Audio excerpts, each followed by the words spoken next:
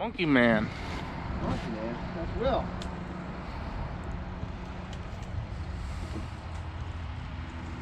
So what are we getting? That hornet's nest. Yeah, that great big ball of fun. That great big ball of fun.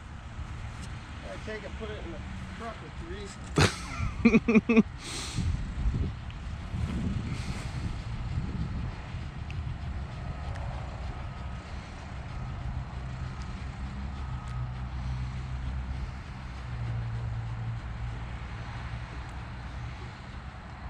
Wiggling.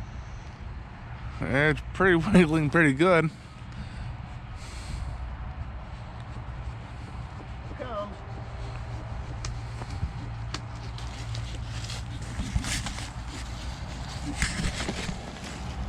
Got it?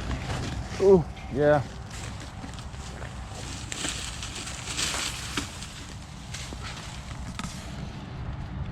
Pretty. What? I said it's pretty. That's pretty cool. Hornets. They're called bald-faced hornets, but technically they're a wasp. Yellow jackets. If I can get out of this damn tree without falling.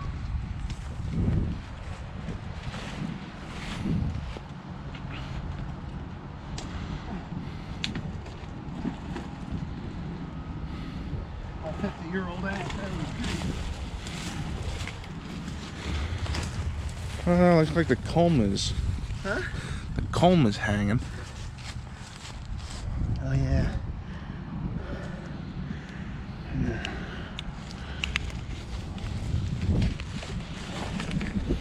Put it back in the tray. We'll kill it and then I'll hang it on the wall in the house.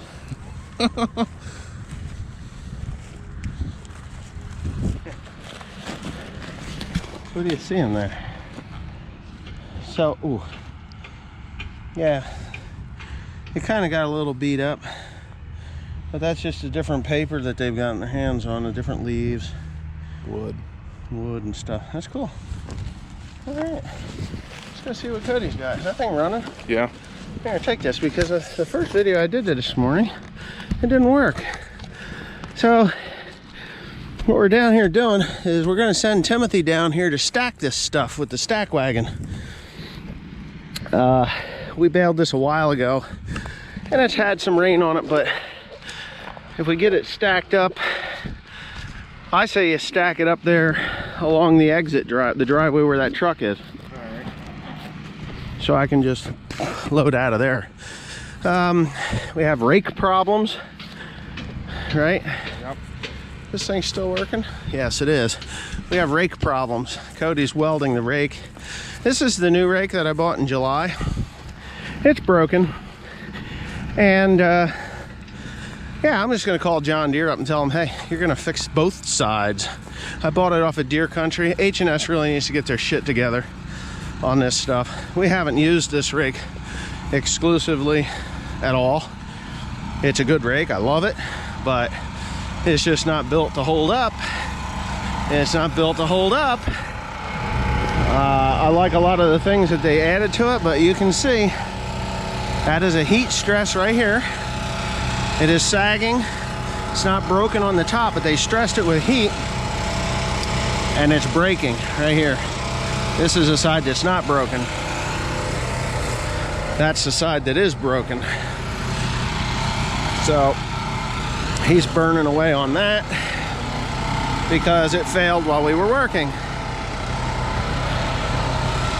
Caused all kinds of trouble.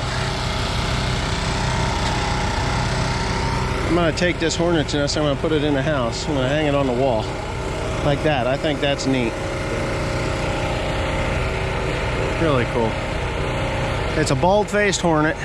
Otherwise, it's not actually a hornet, it's actually a wasp. Let's go to the Hornet King and you can watch it there. The Hornet King? The Hornet King on YouTube. Oh, I've never heard of that. If you watch the Hornet King, he like Dissects them? well, basically bees and houses, these type of nests inside bushes and whatnot, and he takes them down. Oh, he goes and gets them. I haven't Yeah. seen that. Okay, a couple events that happened today. We did get this hay rake in. This is the H&S 1231. I think that's what it is. 1231. I had Cody go ahead and weld this thing up. He braced it up, welded it up. I am going to make H&S replace this pipe, and they're going to replace this thing here. If they don't replace this pipe, when they do take that arm off, we will put it in a press and get that thing straightened out. The other side is already fracturing, so he put that on there. I'm going to make H&S replace this one as well. There's no reason for this hay rake to have broken the way it has broken. Just no reason whatsoever. I bought it in July, and quite honestly, it didn't do the lion's share of the work. It just didn't.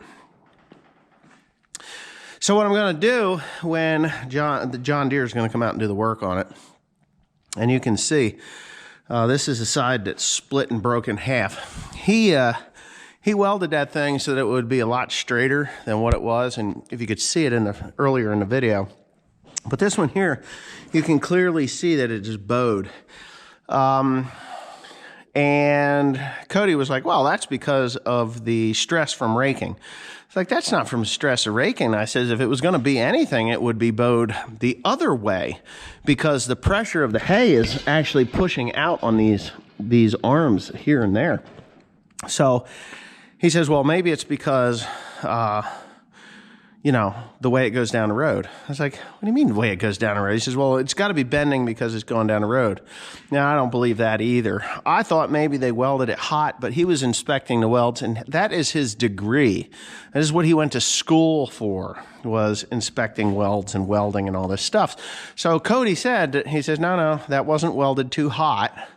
But there was some form of stress on this thing in order to cause it to bow and bend like that. And it was like that from new. So I was a little bit concerned there. So anyways, what I'm going to do, or what we are going to do, is when H&S does get this arm put on here, I'm going to cut this piece off the back. Because by the time this thing breaks again, it's going to be out of warranty. So what I'm going to do is we're going to cut this piece off of here, on the back of both of them, and I'm going to get another piece of steel that is smaller in its size, like barely smaller, and I'm going to shove a piece of steel clear from the back to the front of this, all the way from the back to the front of this thing. And I'm going to use my magnetic drill, and I'm going to plunge cut these holes in here with annular cutters, and we're going to weld it. We're going to weld that piece in there so that it is no longer a wimpy piece of shit that's going to break off. And that's the shame of it. I really like this rake. It rides smooth. It rakes really, really, really good. Like the best rake I've ever owned is this H&S 3112. And it just didn't make any sense to me why that was bowed like that. So anyhow, that's what's going on here. That's what's going on here. So what I'm going to do is I'm going to call John Deere up again tomorrow, and I'm going to let them know that the left side is now broken and that we've had to repair it, because we have, and it's there, and they're going to order those parts in. And that's what we're going to do. So this coming year, it'll have all new bits and pieces on there. And I can't get this piece of pipe, and it's just a galvanized piece of pipe, until March. Until March, they don't have this. So it's obviously coming from the slow boat from China, and we are going to straighten it out. But on a different note, Ed from Mobile, I can't remember your last name, and I don't think you want it out on the interwebs anyway, but Ed from Mobile, he's a retired Mobile, oh, that's a cow, scared the shit out of me. He's retired from Mobile, Exxon Mobil.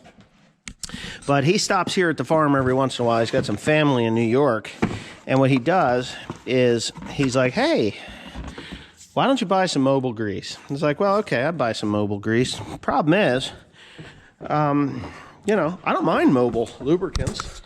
Mobil 1 is really good oil, from what I understand. Almost as good, if not better, than AMSOIL, from what I understand.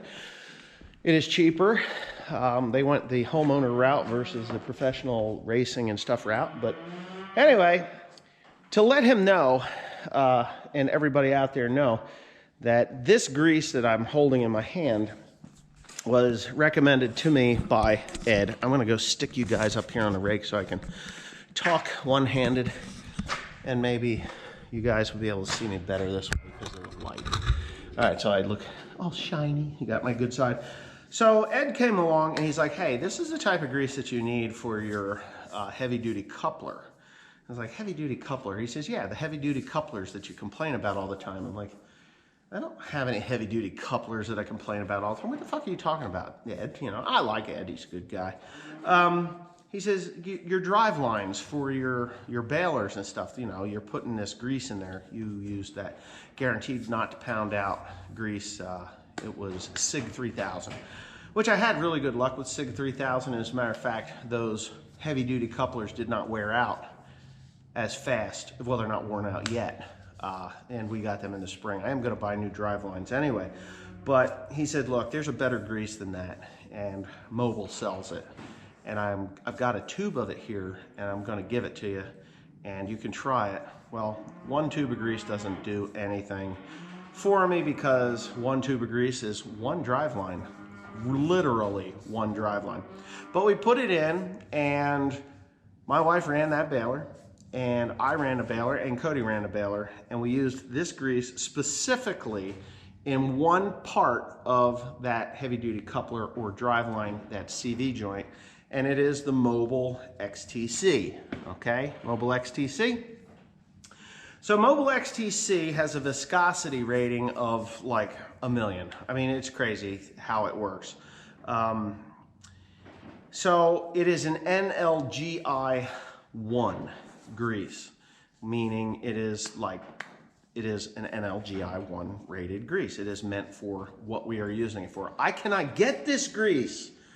I cannot purchase this grease from, say, Napa or anywhere else, and I've tried. I've tried all over the place. So anyways, one of Ed's friends, colleagues that he worked with over the years, comes along and calls me. He says, hey, Mr. Pandy. He said, my friend Ed gave me your phone number, and he said that you would be interested in purchasing heavy-duty Mobil industrial lubricants. I was like, well, yeah, I am. I said, the problem is I can't get them. And anytime I go to buy one, they're like stupid expensive, and I just can't get it. So he tells me that he will get me, and he isn't anybody that could sell anything to me anyway, but he says, hey, I'm going to put you in contact with a fella in New Jersey that sells our products, and he'll sell it to you. So that dude calls up. He's like, hello, is this Mr. Pandy? I was like, yeah, it's Mr. Pandy. He's like, this is so-and-so from so-and-so. I sell Mobil lubricants. I was like, yeah. He says, how many tubes of that XTC are you looking for? I was like, well, probably 100 tubes. I said, I'd like to have 50 like right now, but probably 100 tubes. He's like, oh, okay. Yeah, we can do that. We can fill that order. Do you need a keg? I'm like, yeah, I could use a keg. And he quotes me a price of like, I think he quoted me $16 a tube for that stuff. It's like, man, that's expensive. He says, well, if you order 100 tubes, I can make it a little cheaper for you. I was like, okay, no problem. So that was that. I think the cheaper number was, I think he quoted me, was it? Oh, $14 and change is what he quoted me. So I was like, man, it's still expensive as hell, you know. And if I buy 100 tubes of this, there's $1,400 and change. So just say $1,450 for 100 tubes. And that drive line over the course of summer, these drive lines over the course of a summer, we could easily go through $1,400 worth of grease, and that seems quite expensive, and I don't even know if it's going to work as well as they've said, because I've been sold snake oil for years, and yeah, it works, but it doesn't work perfect. So anyways, the other day, I didn't buy it, by the way. I didn't buy it. I went to eBay, and I saw it on eBay for $11 a tube. I'm like, man, I could buy for $11 a tube, but I really don't want to spend $1,100 right now on 100 tubes of grease, so that's it. So the other day, I was out at Bearings and Drives Unlimited, BDU Corp, or BDS, I think they call it. Anyway, they changed the name, I changed my underwear. So, and I was talking to a guy, Tom, and they had mobile grease sitting on a shelf over there, and it was blue, and it was an NLGI2 synthetic oil. Was it synthetic? It was a synthetic, I think it was a synthetic, yeah, it was a synthetic food grade. And I thought, well, that's industrial. I said, hey, Tom, do you think you could get me this mobile XTC grease? He says, yeah, I've got a supplier that sells. I says, it's for industrial use. He says, we're an industrial company, so yeah, we can get it. So I told him, I said, look, he said, well, how many tubes you want? I said, well, I need 100 tubes right now. I said, don't order them, price them. I says, but if they are between $11 and $14, go ahead and order me, 100 tubes between 11, because I can, $1,100 to $1,400 for 100 tubes. That'll get me through that should get me through this coming year, possibly. I'm not 100% sure, but it's a good start. So, I don't know, a few days goes by and a phone rings and it's Bearings and Drives, and it's Tom, and Tom says, Mr. Pandy, he says, I can get that grease for you. It's no problem. He says, I can get it in a couple of days. He says, you want to know what the price is? I said, yeah, sure. What's the price? And he says, well, $7.40. I was like, $7.40? He says, yeah, $7.40. Well, that sounds an awful lot like half of what this other guy was going to charge me for 100 tubes. I said, you can get it for $7.40. Get me 200 tubes. 200 tubes of grease. Because I'd have paid that much for 100 tubes of grease. And oil, grease, and everything has gone through the roof. I got a new drum of hydraulic oil over there in the corner, and I paid almost $900 for that. But yeah, so boy, I've been talking an awful long time. Anyway, so I got 200 tubes of grease for $7.40, not $14, and I think it was $14.80. I think the guy wanted me to put his kid through college, the guy from New Jersey here. So I won't be buying from him. But Ed, thank you for the XTC. I think it's great. We're going to try it out, and I'll let everybody know if it works, because those drive lines are $2,500 a piece, and now they're probably going to be $3,500 a piece. And I know that the prices are going up. But anyways, thanks for watching.